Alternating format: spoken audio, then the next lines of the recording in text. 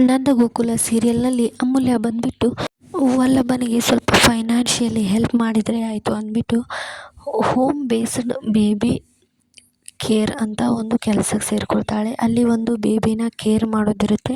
ಹಾಗೆ ಇವಳು ಕಾಲೇಜಿನ ಮುಗಿಸ್ಕೊಂಬಂದ್ಬಿಟ್ಟು ಒಂದು ಬೇಬಿನ ಕೇರ್ ಟೇಕರಾಗಿ ವರ್ಕಿಗೆ ಜಾಯ್ನ್ ಆಗ್ತಾಳೆ. ಒಂದು ಬೇಬಿ ಅಮ್ಮು ಅಂತ ಒಂದು ಬೇಬಿ ಇರುತ್ತೆ.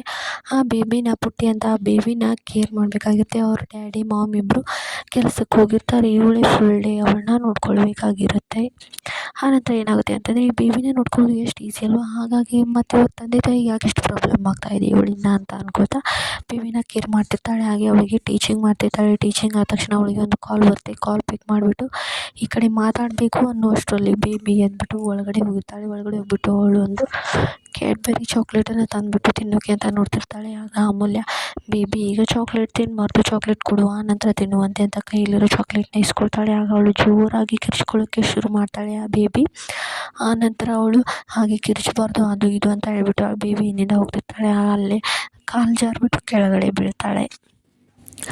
ಆನಂತರ ಅವಳಿಗೆ ಬಂದುಬಿಟ್ಟು ಕೇಕನ್ನು ಪುಟ್ಟಿ ಬಾಯಿಲಿ ಅಂತ ಕೇಕ್ ತಿನ್ಸೋಕ್ಕೆ ಹೋಗ್ತಾಳೆ. ಕೇಕ್ ಆ ಪುಟ್ಟಿ ಕೈಯಲ್ಲಿ ತೊಗೊಂಡ್ಬಿಟ್ಟು ಅವಳ ಮುಖಕ್ಕೇ ಆ ಕೇಕ್ ಪೂರ್ತಿ ಎಲ್ಲ ಹಚ್ಬಿಡ್ತಾಳೆ. ಆಗ ಅಮೂಲ್ಯನಿಗೆ ತುಂಬ ಅಂದರೆ ತುಂಬಾ ಕೋಪ ಬರುತ್ತೆ.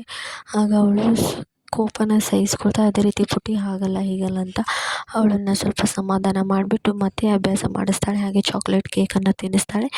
ಆನಂತರ ಫುಲ್ ಡೇ ಎಲ್ಲ ಮುಗೀತಿ. ಆನಂತರ ಮನೆಗೆ ಹೋಗ್ಬಿಟ್ಟು ವಲ್ಲಭನಿಗೆ ಟೀ ಮಾಡಿ ಕೊಡ್ತಾಳೆ.